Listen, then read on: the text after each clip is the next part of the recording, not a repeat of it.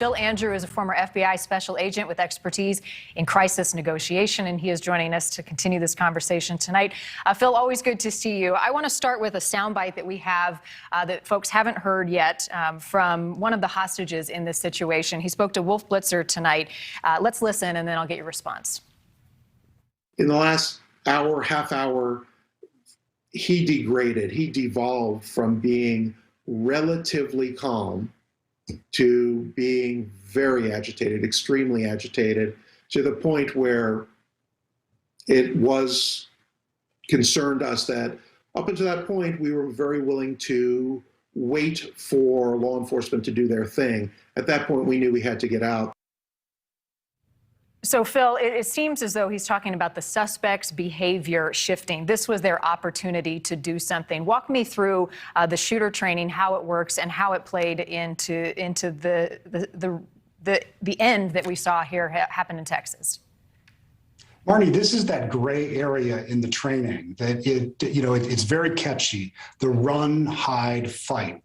But sometimes those time periods actually last a little longer. And this notion of this person came in, they were not actually in active violence. It gave them a chance to assess them and engage them. And thankfully, the folks in that room, and particularly Rabbi Charlie, have had skills that they've developed over their whole life of connecting with people, of showing empathy, of the ability to listen, to understand. And what it did is it bought the group in the synagogue that night a lot of time to continue to assess the risk that this perpetrator was presenting. And once they made that determination that he was deteriorating, that he was becoming more agitated, more threatening, they were able to engage the fight portion of that and the flight portion. The other part of this, Phil, is situational awareness. So I'm curious, when you enter a building, and we heard Brian touch on this in his story, what's the first thing you do, whether it's a church, it's a school, it's a concert, it's a grocery store, when you're trying to gauge your surroundings?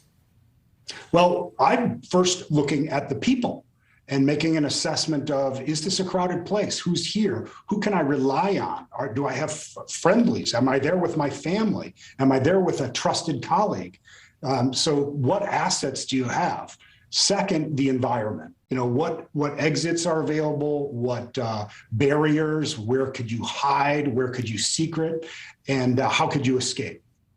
The other thing that caught my attention just in the last half an hour, the FBI is now warning tonight, Phil, that faith-based communities will likely continue to be targets of violence. What is your message to leaders of faith right now to protect themselves and those who show up to attend services?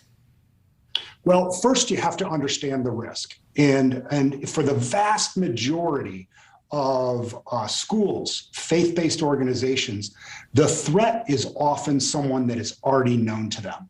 What is unique about the threat to the Jewish community is that they are constantly under threat from outsiders. And that's really unique. If this was a different faith, if this was a school, we would be talking about really looking at relationships that already exist and looking for intervention opportunities. Those intervention opportunities really don't exist for communities like the Jewish community, who are under constant threat of terroristic acts like this. They need to be prepared. They need to embrace this training and make it part of their everyday and annual engagements. Really important, and the training obviously works, and the more you do it, the more it sticks with you and becomes part of your instinct. Phil Andrew, as always, we appreciate your insight. Thank you. Thanks, Marnie. Thanks for watching. Click the red subscribe button below so you can get more of NewsNation's fact-driven, unbiased coverage.